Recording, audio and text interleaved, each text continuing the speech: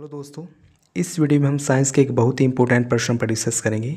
यह प्रश्न कोशिका से संबंधित है। इस प्रश्न की व्याख्या भी देखेंगे। एग्जाम की दृष्टि से काफ़ी अच्छा प्रश्न है। चलिए शुरू करते हैं।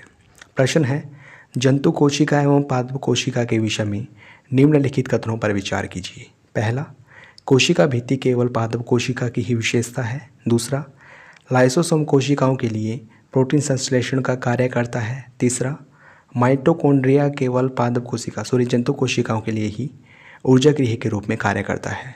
उपयुक्त कथनों में से कौन सा या से सही नहीं है? यहाँ है बेसिकली यहाँ पर जो कथन सही नहीं है वो बताना है।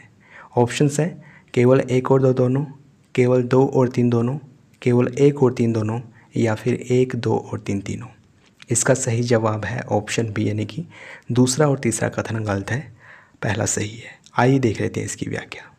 देखिए, कोशिका भित्ति केवल पादप कोशिकाओं में ही पाई जाती है, जंतु कोशिका में नहीं। पादप कोशिका के चारों ओर जो बाह्य आवरण है वहाँ पर कोशिका भित्ति पाई जाती है। कोशिका भित्ति के ठीक नीचे कोशिका झिल्ली होती है पादप कोशिकाओं के अंतर्गत, और यह सेल्यूलोज की बनी होती है।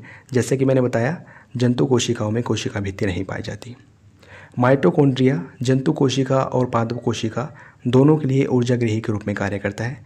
हमें जो एनर्जी मिलती है या फिर पेड़ पौधों को जो एनर्जी मिलती है ये माइटोकॉन्ड्रिया से ही मिलती है, अर्थात माइटोकॉन्ड्रिया ऊर्जा गृह के रूप में कार्य करता है। जंतु एवं पादप कोशिका दोनों ही प्लाज्मा झिल्ली भी होती है, यानी कि इन दोनों में प्लाज्मा झिल्ली भी होती है जो कि प्रोटीन और लिपिड की बनी होती है।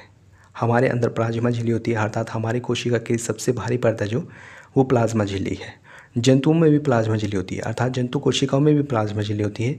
प्लाज्मा झिल्ली के ठीक ऊपर कोशिका भित्ति होती है जंतुओं में, और ये प्लाज्मा झिल्ली प्रोटीन और लिपिड की बनी होती है। कोशिका के लिए प्रोटीन का संश्लेषण कौन करता है? अंतःद्रव्य जालिका यानी कि एंडोप्लाज्मिक रेटिकुलम और राइबोसोम, इन दोनों के द्वारा प्रोटीन का संश्लेषण किया जाता है। और जो लाइसोसोम है इसको कोशिका की आत्महत्या की थैली बोला जाता है। क्यों? देखिए, कोशिका में जो टूट फूट होती है उसको संवारना, उसकी मरम्मत करना लाइसोसोम का काम होता है। कई बार लाइसोसोम में भी टूट फूट हो जाती है। अगर लाइसोसोम में टूट फूट होती है तो उसमें से एक एंजाइम निकलता है। वो एंजाइम पूरी कोशिका को बाधित कर जाता है, अर्थात पूरी कोशिका को खा जाता है। इसलिए लाइसोसोम को कोशिका की आत्महत्या की थैली बोला जाता है। दोस्तों, आशा करता हूँ आपने इस वीडियो से कुछ सीखा होगा। अगर आपको वीडियो अच्छी लगी है तो इसको लाइक और शेयर करना ना भूलें। अगर आपने चैनल को सब्सक्राइब नहीं किया है प्लीज़ अभी सब्सक्राइब करें और इस चैनल का पूरा फ़ायदा उठाएं।